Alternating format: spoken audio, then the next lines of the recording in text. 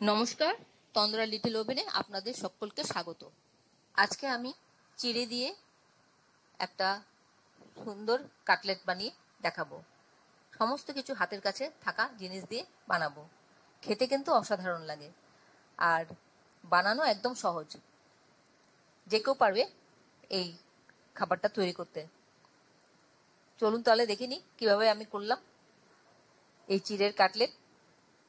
এখানে আমি একটা থালা নিয়ে নিয়েছি। এই থালাটার উপরে একটা জালি থালা বসিয়ে দিলাম। এবার এর মধ্যে আমি 1 কাপ পাতলা চিড়ে নিয়ে নিচ্ছি। আমি এই জালি থালাটা বসিয়েছি এই জন্য একটু চেলে নেব। চিড়েতে ভীষণ ধুলোবালি থাকে, নোংরা থাকে, তাই একটু চেলে নিচ্ছি।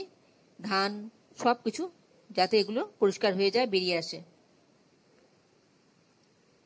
দেখুন কি সুন্দর করে সব ধুলোগুলি সব বেরিয়ে আসছে। নিচে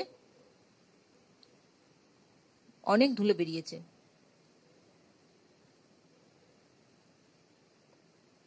এগুলো পরিষ্কার করে নিচ্ছি। এবার একটা বোল নিলাম, তার মধ্যে চেলে নেওয়া চিড়েগুলো দিয়ে দিচ্ছি।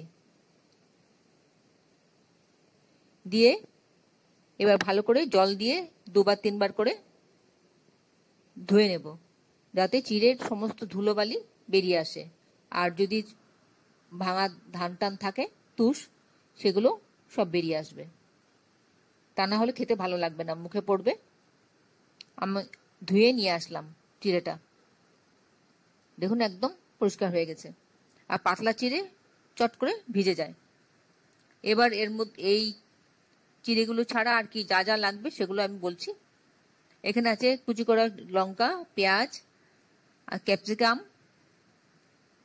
চিনেবাদাম আছে রোস্টেড, টমেটো আছে, কারি পাতা আছে, আর একটা সেদ্ধ আলু আছে।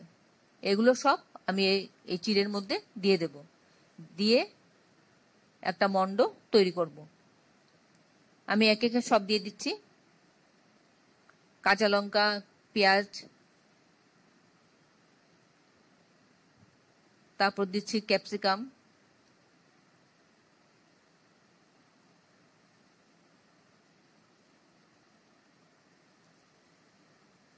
তারপর দিচ্ছি টমেটো,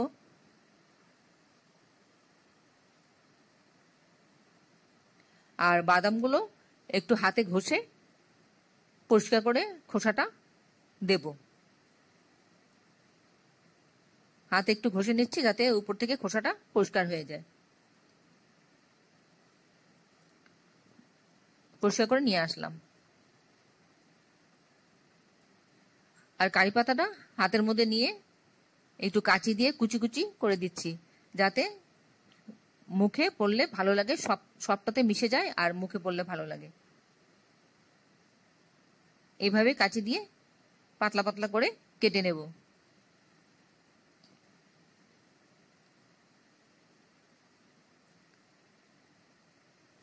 এরপর আমি যে সেদ্ধ করা আলুটা রয়েছে সেই আলুটাকে এবার আমি গ্রেট করে নেব গ্রেটারে। তাহলে আলুটা ভালো করে মিশবে। আপনারা কে কোথা থেকে আমার এই রেসিপিটা দেখছেন প্লিজ একটু কমেন্ট বক্সে কমেন্ট করবেন, আমার তাহলে খুব ভালো লাগবে। আর নতুন কোনো বন্ধু প্রথমবার আমার চ্যানেলটাকে দেখে থাকলে আপনাকে একটা বিগ হাগ জানাচ্ছি। চ্যানেলটাকে সাবস্ক্রাইব করে নেওয়ার জন্য অনুরোধ রইল। পাশে বেল আইকনটা অ্যাক্টিভেট করে নেবেন, যাতে পরবর্তী আমার সমস্ত রেসিপির নোটিফিকেশন সবার আগে আপনার কাছে এসে পৌঁছয়। আর আপনি যদি ফেসবুক থেকে দেখে থাকেন তাহলে ফলো অপশনটা ক্লিক করবেন আর একটা লাইক দেবেন, তাহলে আপনি আমার সাথে জুড়ে যাবেন। আপনি আমার সাথে জুড়ে গেলে আমার সমস্ত রেসিপির নোটিফিকেশন সবার আগে আপনার কাছে এসে পৌঁছবে। এবার এর মধ্যে আর যা যা দেব সেগুলো হলো, একটু ময়দা দিচ্ছি 1 টেবিল স্পুনের মতন বাইন্ডিংসের জন্য, আর একটু নুন দিয়ে দিচ্ছি স্বাদ অনুযায়ী, আর একটু চাট মশলা দিচ্ছি একটু চটপটি হওয়ার জন্য, বা আপনার কাছে যদি লেবু থাকে লেবু রসও দিতে পারেন। এবার সবটা ভালো করে মিশিয়ে মেখে নেব। মেখে একটা মন্ড তৈরি করে নিচ্ছি। আপনারা যারা এখনো পর্যন্ত আমার চ্যানেলটাকে সাবস্ক্রাইব করেননি ঝটপট সাবস্ক্রাইব করে নিন। আপনাদেরকে আমাদের মাঝে দেখতে পেলে আমাদের খুব ভালো লাগবে। এইভাবে মেখে মন্ডটা তৈরি করে নিচ্ছি। আমার মন্ডটা তৈরি হয়ে গেল। এবার একটা ছোট্ট পাত্রে 1 টেবিল স্পুন ময়দা নিয়েছি। তার মধ্যে আমি স্বাদ অনুযায়ী একটু নুন দিয়ে দিচ্ছি, আর একটু জল দেব। জল দিয়ে একটা ঘন ব্যাটার তৈরি করব।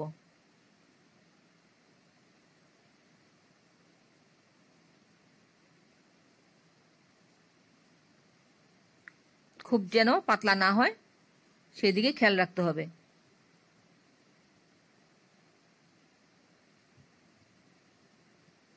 আর একটু জল দিয়ে দিচ্ছি।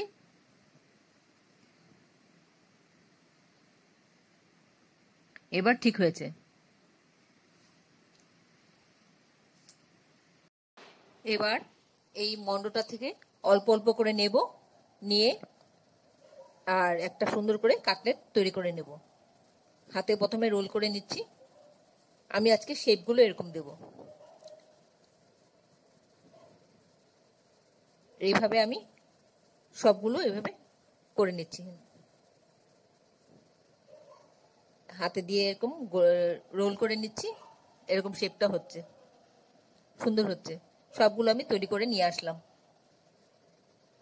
এবার ব্রেড ক্রাম্বে আমি দেব। ব্রেড ক্রাম্বে আমি কোট করে নেব। প্রথমে এই ময়দার এই ব্যাটারটাতে ডিপ করব।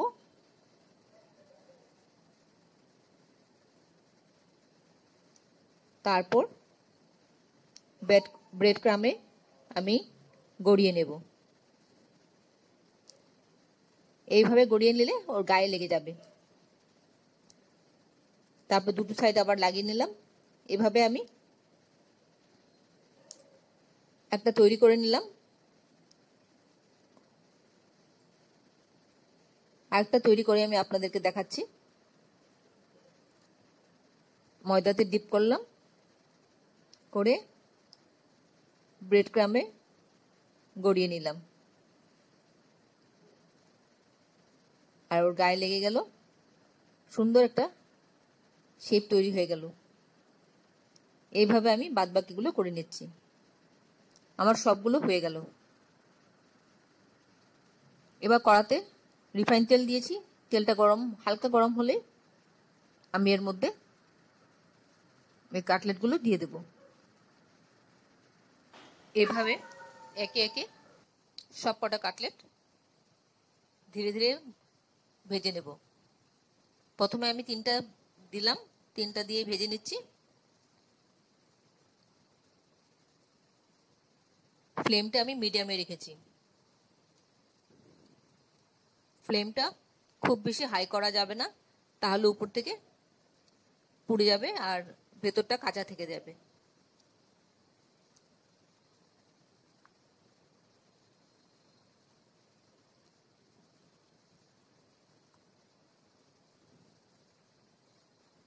আশা করি আপনাদের ভালো লাগছে আমার এই রেসিপিটা। যদি ভালো লেগে থাকে তাহলে অবশ্যই একবার এইভাবে করে খাবেন। এই সমস্ত ইনগ্রেডিয়েন্টস হাতের কাছে পাওয়া থাকা ইনগ্রেডিয়েন্টস, তাই সহজলভ্য জিনিস দিয়ে সুস্বাদু খাবার খেতে কার না ভালো লাগে। আর এইরকম বর্ষার দিনে খুবই ভালো লাগে, চায়ের সাথে কফির সাথে দারুণ জমে যায়।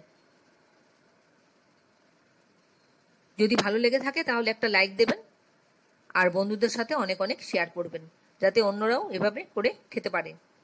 এই কাটলেটটা করা বেশি খরচ সাপেক্ষ নয়, খুব অল্প খরচেই হয়ে যায়। আর তেলটা থেকেই দিতে হয় ভাজার সময়, কিন্তু বেশি সোক করে না।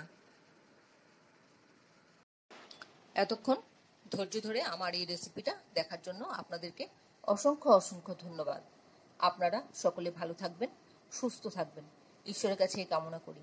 আর এই ধরনের নতুন নতুন রেসিপি দেখতে আমার চ্যানেলটাকে সাবস্ক্রাইব করে নেবেন, পাশে বেল আইকনটা অ্যাক্টিভেট করে নেবেন, যাতে পরবর্তী আমার সমস্ত রেসিপির নোটিফিকেশন সবার আগে আপনার কাছে এসে পৌঁছয়। আর আপনার যদি কোনো প্রশ্ন থাকে আমার এই রেসিপি সম্পর্কে, অবশ্যই কমেন্টসে জানিয়ে দেবেন। আমি আপনার প্রশ্নের উত্তর জানিয়ে দেব। তাহলে ভিডিওটা আজকে এখানে শেষ করছি। আবার দেখা হবে আপনাদের সাথে পরবর্তী অন্য কোনো এক রেসিপিতে। আপনারা ভালো থাকবেন, সুস্থ থাকবেন, নিজের খেয়াল রাখবেন, পরিবারের সকলের খেয়াল রাখবেন। আসলাম। নমস্কার।